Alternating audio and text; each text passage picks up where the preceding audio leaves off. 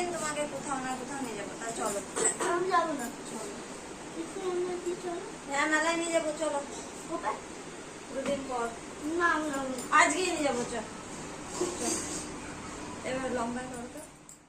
Hello everyone, তোমরা সবাই কেমন আছো? আশা করি তোমরা সবাই খুব খুব ভালো আছো আর সুস্থ আছো। আমি মৌসুমি আবারও চলে এসেছি একটা নতুন ব্লগ নিয়ে। আজকের ব্লগটা সম্পূর্ণ আলাদা। আজকে আমরা যাব হনুমান মন্দিরে, একটু পুজো দিব ভাবছিলাম, সেই কারণে যাওয়াটা। প্রথমেই বাজারে গিয়ে মিষ্টির দোকানে গিয়ে ঠাকুরের জন্য লাড্ডু নিয়ে নিলাম। লাড্ডু টাড্ডু নিয়ে এখন চলে এসেছি হনুমান মন্দিরে।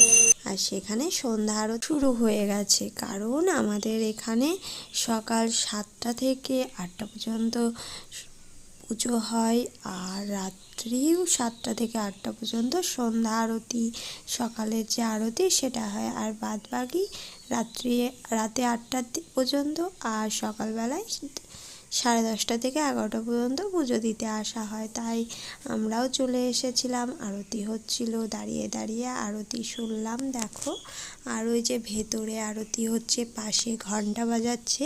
সাউন্ডটা মিউট করে দিয়েছি, কারণ বক্সে গান হচ্ছে, নইলে তো আবার কপিরাইট হবে। সেই কারণে আমি, আমার ছেলে, তোমাদের দাদা ভাই সবাই চলে এসেছিলাম। যখন আসি তখন কেউ ছিল না। তারপরে একটা একটা করে অনেক লোক হয়ে গেছে। আমরা না এখানে এর আগে ঘুরতে এসেছি, কিন্তু পুজো দিতে একদম ফার্স্ট টাইম আসলাম, এর আগে আসা হয়নি। তারপরে দেখছিলাম সবাই কি করে না করে, তারপরে দেখলাম সবাই প্রদীপ ধরাচ্ছিল, হনুমান চালিসা পাঠ করছিল, অনেক কিছুই করছিল। তার জন্যে বলছিলাম যে আমাদের তো জানা নেই, সেরকম কিছুই করাও হয় না।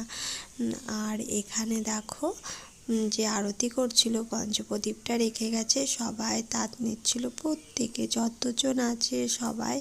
তার দিয়ে ভেতরে আবার পাঠ করা হচ্ছিল। আমরা বসে বসে হনুমান পুজোর যে পাঠটা হয় সেটাই শুনছিলাম। অনেকক্ষণ ছিলাম, প্রায় 1 ঘন্টা 1.5 ঘন্টা মতো ছিলাম। টাইমটা কিভাবে কেটে গেল বুঝতেই পারছিলাম না। সেটাই বলছিলাম যে তোমাদের দাদাভাইয়ের সাথে মাঝে মাঝে আসতে হবে, আমরা যেহেতু আসিনি তাই বোঝাও যায় না। তা আশা করি আজকে ভিডিওটা দেখতে তোমাদের ভালো লেগেছে। ভালো লেগে থাকলে লাইক কমেন্ট শেয়ার করে দিও। আজকের মতো টাটা, বাই বাই, আবার দেখা হবে অন্য ভিডিওতে।